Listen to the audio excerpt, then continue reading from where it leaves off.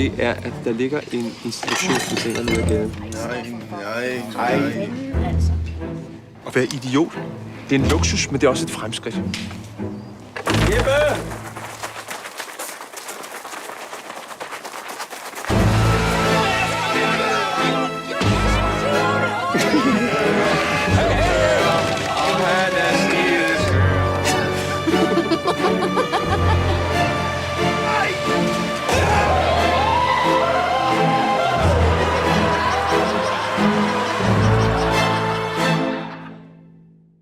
Hello, welcome to Movie Humpers. My name is Bob Sham. I'm Angela.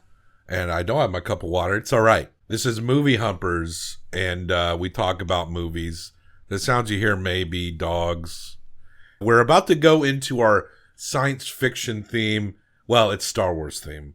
But we got a 6-part full of far distant sci-fi fantasy. A 6-part that we'll be discussing on Friday, featuring the first 2 Avatars, Dune 1 and 2, and Rebel Moons Part 1 and 2, which were so great to sit through those 2.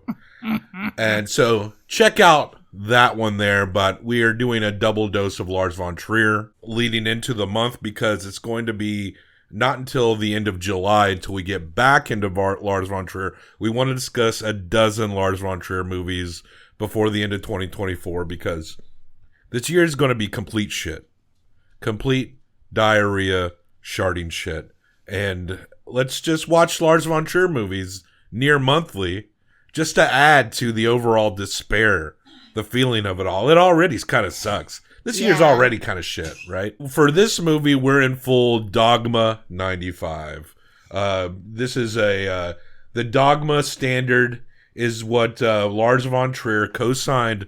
They wrote and co-signed the manifesto for Dogme 95.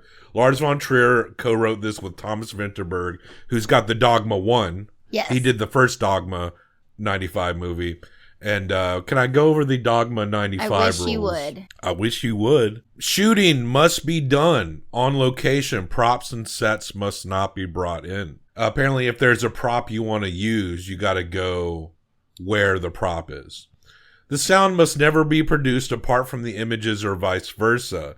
No dubbing, nothing like that. Music must not be used unless it occurs where the scene is being shot. The camera must be handheld.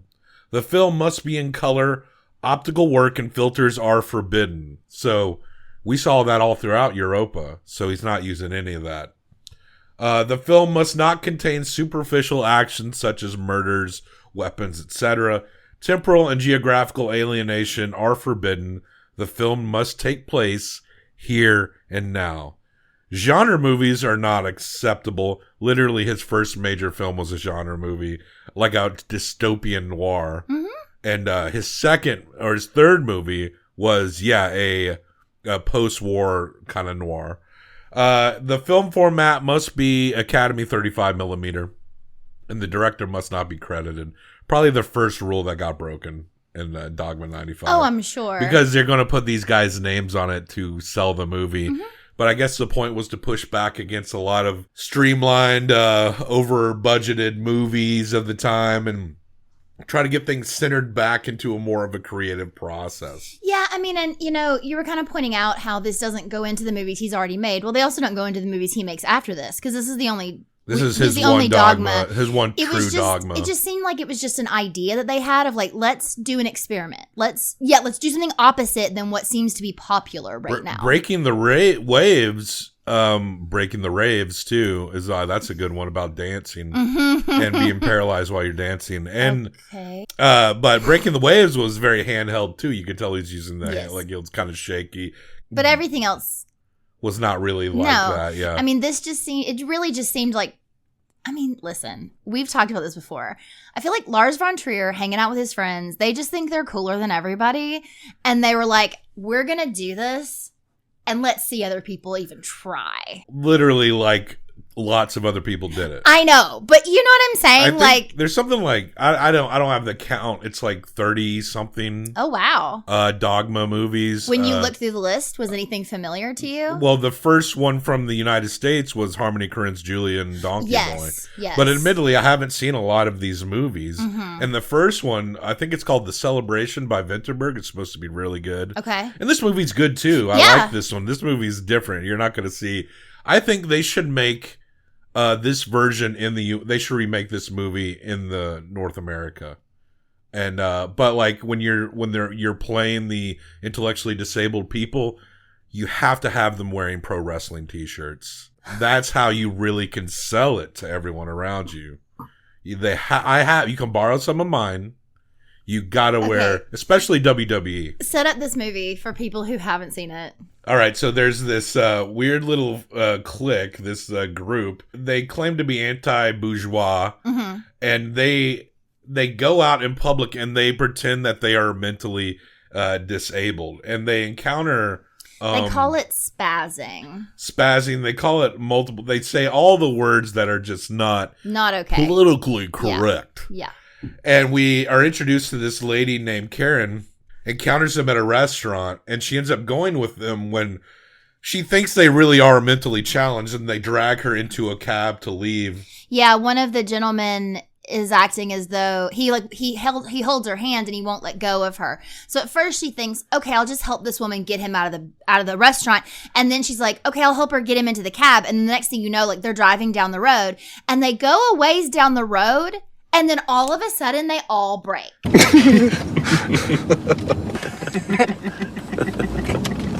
Jeg synes ikke, det er sjovt. Undskyld, Susanne. Ja, undskyld. Hvad helvede skulle vi gøre? Manden er jo på vej med regningen. Det er lort, det vil jo koste os en formue. They're like talking about what happened, and they're obviously not mentally challenged people. Two of them were, and there was a handler. They always have a handler with them who's not going to participate so that they can take care of everyone. And Karen she's not like wholeheartedly in it, but she comes to kind of appreciate them. She states as she stays with these people that she's the happiest that she's ever been. But she's really down. She's broke. She's busted. We don't know where she's come from. No, truly. She does say at one point though that she does not deserve to feel the happiness that she's feeling. And when we first meet her in the restaurant, she doesn't have money for more than a salad at this like nice restaurant. Like you can tell she wanted to like go there, and she was alone. And she started to order something, and she asked like how much it was, and he told her, and she was like, I can't afford she doesn't that. really have money. So she was like trying, so yeah, it was, you just don't know her situation, but the fact that she could just pick up and go too. But they do their little bit, and it helps them to run out on checks and stuff like that. Yeah, they'll run out on checks, they'll get free stuff. And this idea, and a lot of it is pushed forth by this guy named Stouffer. Oh, I haven't even said the name of the movie. Oh, yeah. The English translation is called The Idiots from 1998, directed by Lars von Trier. The second Dogme 95 movie, also called Idioterne in Denmark. It's hard to determine when you want to use what label, especially like in Japanese movies, because I'm not going to post the kanji, so I do the translation. But like with Ilbadone, I use the I would say idiot, and Le Deleuze, I use their But the Idiot/Idioterne. But Stouffer is very much the most like into the anti-bourgeois type of it. I don't think everyone else is like it. But he just kind of comes off like a dick. But he talks about how, you know, in the Stone Age, when you were someone who displayed these mentally challenged tendencies, well, nature would just probably take you out. You would it'd be a death sentence.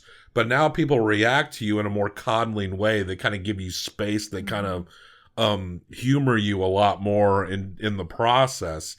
And it's like this concept almost like the question of whether they're doing it is an homage or if it's rude is definitely the philosophical point of it. Absolutely. And that's Karen's struggle. And that is Karen's struggle, but she is having like a lot of fun because they do kind of accept her regardless of her behavior. But it's almost, there's almost this sense of like, it's the most purest form. Some posit that being this way is the most purest form of humanity in the modern era, in the sense of what you can kind of get away with. So they'll go out and they'll tour like some wool factory, and then they're like, it's actually quite funny where the person who's playing the handler is, and like the guy is watching who's doing the tour of the factory. And he watches them get behind the wheel. And he's like, should they get behind the wheel? And she's like, oh, in the car.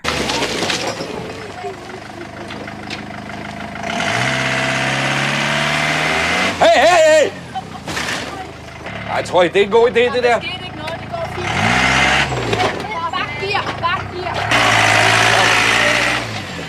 The factory part was legitimately, we were cracking up. Yeah, they let one of the guys drive and he like runs into some stuff. That was very funny. The thing is, you know, you were talking about Stouffer. He's the only one that I think has this sort of higher idea that he's going to recruit people. Like he brought Karen in. Like you get the idea that he brought all these people in.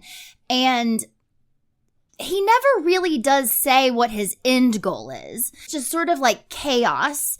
And you know, you're kind of fucking with people, you're getting things, but you're also kind of, I don't know, it seems weirdly like he's thinking it's some sort of like rebellion almost, but they're on a higher plane. But the thing is that he has all these ideas about it. So he gets very mad very quickly when people aren't taking it seriously, or he feels like somebody's not doing a good job. Like Jeppe is one of our favorite characters. He picks on him a lot, but everyone else is basically there to run away from their lives. That is what's, or they're there because they're wanted to be with someone who's there. You got one guy who works in like an office. He's got a wife and a baby. He's got a wife and a baby. But he's sleeping with a woman who's there. And when we first come into the movie, this woman has come back. You could tell that they had a split and she took off and now she's coming back. And he's looking at it like she's trying to ruin his life. But he's just as responsible, of course. And then you got like art teachers, people who really don't seem to have any kind of career, but people who kind of work in. There's a writer. Yeah, stuff like that. Who seems to be, like, he writes a lot. So it seems as though he's going to do a book about this or something. And then there's a girl who we find out later in the movie is actually she has actual like mental issues. And she's kind of running away from her family. And not taking her medication. The Jeppe character he's kind of the most convincing because he's not pushing an over the top kind of angle. It almost seems like Jeppe kind of studied a specific type of intellectual disability, and that's a lot more quiet and a lot more kind of weirdly focused. Yeah, maybe like a type of extreme autism. It sounds really fucked up when we're describing what these people are doing, but it is kind of amazing how you adjust to what they are doing at the same time. Yeah, and this is again one of those movies. I mean, I feel like we're finding this with every movie. People within the movies are fucking with each other, and he is fucking with us. Yeah. Because one of the most poignant scenes of the film is they're all, you know, they're basically squatting in this house that Stouffer's uncle's trying to sell. And Stouffer's supposed to be trying to sell this house, but they just run everyone off who comes to look at it. But they're having like lunch out and back. And for some reason, a bunch of actually mentally challenged people come over. They literally go to a place that's not far from where they're at.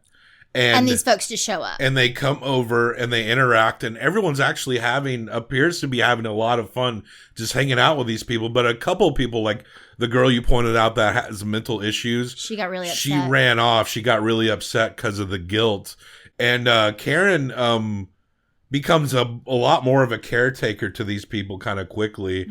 But Stouffer's getting upset when people are asking to take pictures together. Like when they're having an actual sincere moment of companionship with these actual people that suffer from certain intellectual disabilities. And they're treating them well. Yeah, they're not rude at all. And they're actually kind of fun to hang out with. But Stouffer he's getting mad about it when they're like trying to take pictures and stuff like that. Like he doesn't know. I don't know if Stouffer is really as clear as he thinks he's being in terms of his stance on it. I don't think he is. Because Stouffer sees it as like, are we making fun of them when we're doing this? And it's like, when really it should just like relax and just be a human being with these other human beings. Yeah. And you know, there's these parts where they go out into the world, like you said, to get things or just to fuck with people. There's one part where the attorney man like goes back to work. He's like, I have to go to work or whatever. He works in a firm. And he has this appointment that he has to go to. Like, yeah. Well, he project gets there pitch. and it ends up being the girl that he's fucking. And she walks in as though she's like a company who's maybe going to give them a job. And in the middle of it, she starts what they call quote unquote spazzing. And she's doing it to fuck with him, but it's also blowing his life up. So he was right when she was like, she's coming back to fuck me over. Because, you know, if he blows up at her at that job, he's going to get in trouble and possibly get fired. If his wife hears about it, you know, like that could ruin that. But she just thinks it's a game. That's the thing, though. Some of them think it's a game. I don't know what Stouffer... I would really like to know. Well, I think the biggest end goal, we do kind of know what the end goal is. The end goal is that these characters go into their normal lives apart and they spaz in real life. But is it to make the other people uncomfortable? Is it to make the other people look at themselves of why do they treat people that way that do that? Like, what is it that... Or is it to kind of transcend this social structure? I think it's like possibly a little bit, like it all plays in together. You're almost going into like, I would assume he would say you're almost like on another plane or something. And you're just like experiencing, it is very, the way that some of them experience it, especially like Jeppy and the little girl that he ends up, like he falls in love with her, the girl that's mentally She's not challenged. A little girl. She's not a little girl. She's just young. She's not a little girl. Sorry. I'm an old woman. Stouffer takes Jeppy into a bar and there's these like dudes covered in tattoos. They look like biker types. And he gets Jeppy. He tells the guys that, Jeppy really likes your tattoos because Stouffer's playing his handler. And he's like, wouldn't you want to sit with them? So they kind of awkwardly let them sit there. And there's a woman with them that is kind of very maternal towards Jeppy a little bit. And immediately. Then he's like, I'm going to like take off. Do you mind watching them for like 10 minutes? So he had to go make a phone call. They're leaving Jeppy here with these big, like burly tattooed men that look like they don't take a lot of guff, right? But, and the thing about these men is that they kind of do the one thing that kind of counteracts what you really want when you do this, in that these men kind of treat him fairly as they would anyone else. They're kind of, they're a little patient with him, but they're kind of like teasing him a little bit as though they would anyone else. Yeah, talking about how he finds the girl attractive. Yeah, he's like, you want to like go hook up with our friend here? You want to kiss her or whatever, right? And at one point they're like, I think he needs to go to the bathroom. And they're literally in the bathroom with him. And they're like, go ahead. And he won't go. Der sker ikke meget. Herregud, de kan jo ikke pisse selv sådan noget. Hvordan skal han hånd? Sådan. Så. Så er det bare med at få hældt vandet fra kartoflerne. Kom nu. And they're like holding his dick and shit, and which will lead me to another thing I'm going to go on here. And Jeppy is trying not to crack, because if he cracks, these dudes are probably going to like get pissed off and beat the shit out of him. You meet people that are just going to shoot it straight no matter who you are. It kind of totally counteracts what they're trying to do and what they're trying to transcend into these social structures. They seemed like these guys particularly were even kinder to Jeppy than they would be to someone off the street. They weren't patronizing. They were not patronizing. They were kind. It wasn't pity. It was just very straightforward. But then when he got out of there, he ran away. He was like, I can't. Like, it really fucked him up. In this movie, there's nudity all over the place, right? You see genitalia all over the place. I had to order kind of like a Korean printed import bootleggy kind of thing. The only thing I could find in which it seemed to be region coded for the United States was this Dogma first 4 Dogma films collection, which might be a cool thing to own. I'm curious to see the Vintenberg's first one. As far as I know, that's the only U.S. region coded one I found, and I think it's way out of print. So I bought this one that is from Korea where the menu seems to be in Spanish. But I know, and I didn't realize this about Korea, but in Japan, they will blur genitalia because of the pubic hair. I don't know if that's exactly why they'll do it in Korea. It could be different. But yeah, so we got... Not the dicks, the pubic hair. They're naked all throughout. So the cut we showed was like, not all throughout, but a lot of the time they are just... I mean, this is like North Central Europe, right? Yeah. They don't... walking around naked ain't no big fucking deal for them. But it's blurring. We see a lot of blurred crotches, which is bullshit. Boobs. We see boobs, but we don't see crotches. And that's bullshit. If there's a crotch, we want to look at it. Yeah, it's there. Why can't we see it? And I later found online a uncut straight version with English subs.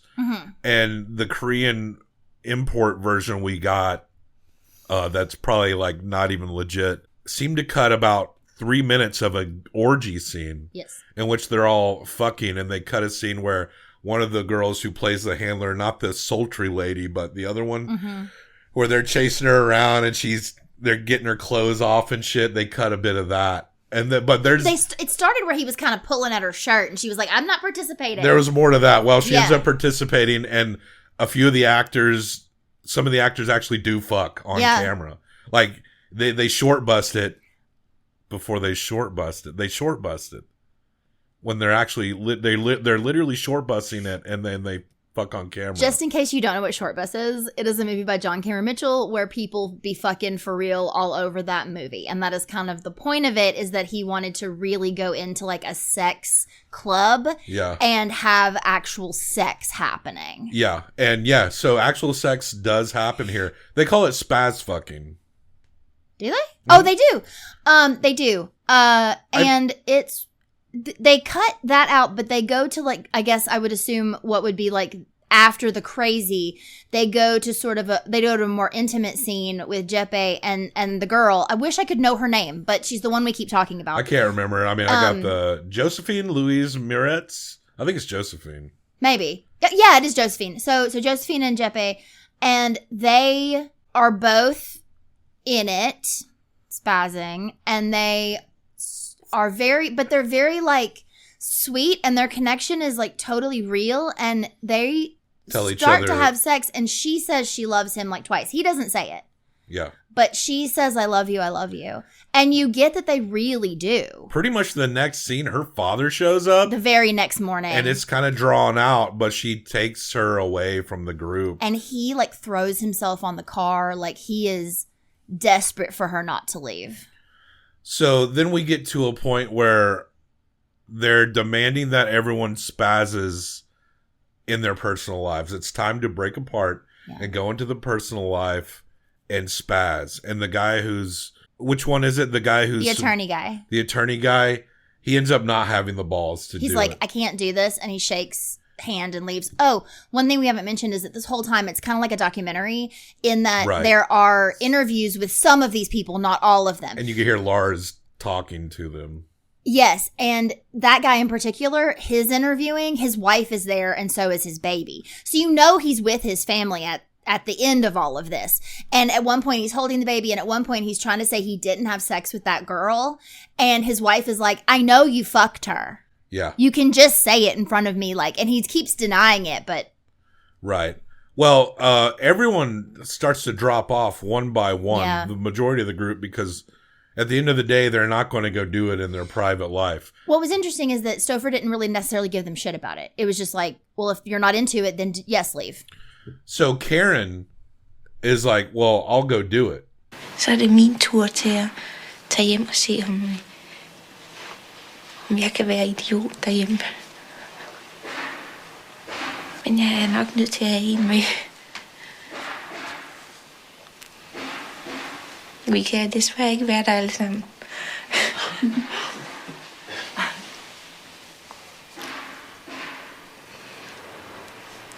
Det er ikke sikkert, at det bliver så rart.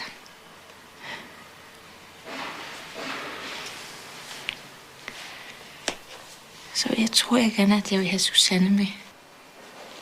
So, early on in the movie, after Karen initially meets them, we see her on the phone talking to someone named Anders, and it's a very emotionally... She doesn't say anything. It's a very emotionally taut scene. So she goes home, and it's like her sisters are there, her mothers are there, her mother is there, and they're all like, oh, you're back? Like, they're not very happy that she has returned. Yeah, and she has one of the handlers with her. Right, one of the handlers. The kindest girl, I think. So Karen... And then this man comes out, and it's Anders. We piece it all together, but that's her husband. And we have found out that their child died the day, like, and whose funeral was the day after she disappeared. Yeah. So, like, she's at the restaurant the day before they had a funeral for her lost child, and he's mad at her because she flipped out and didn't even show up at the funeral. So she's she still left. married to this man, but she took off and was emotionally broken by the scenario.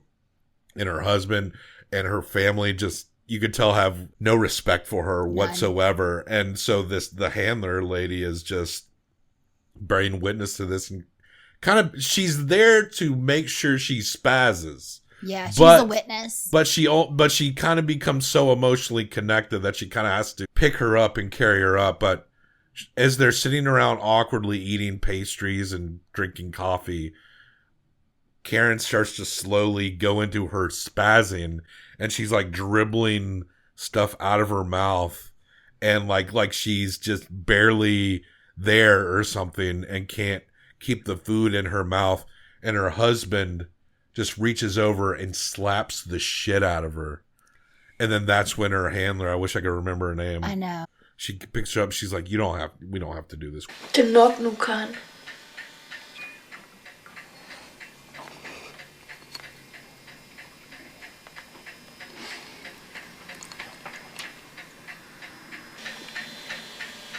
Skal vi gå?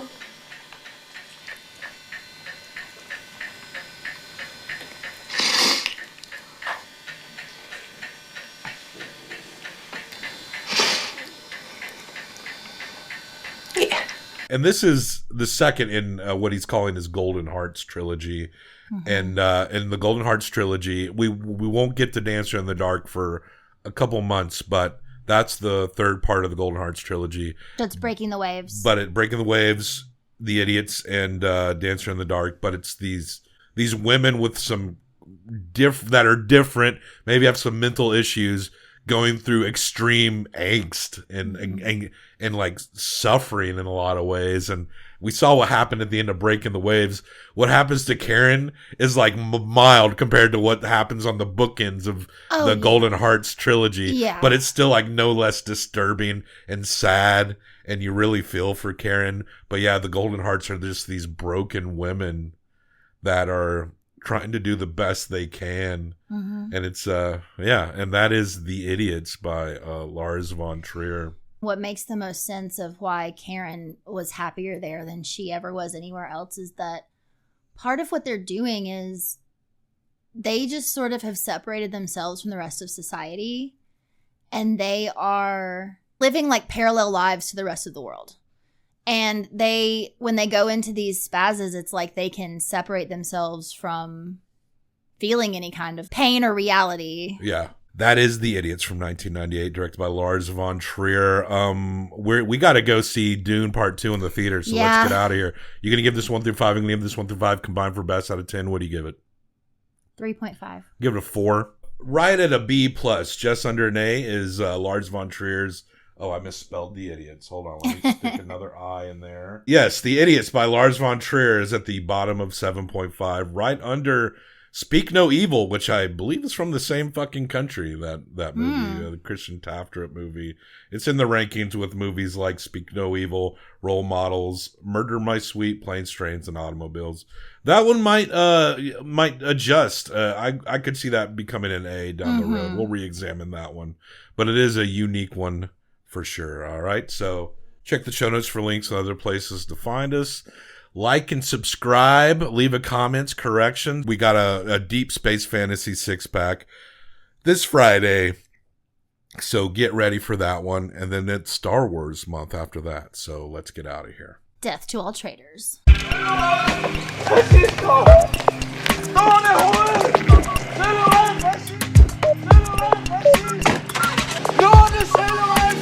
Fascist!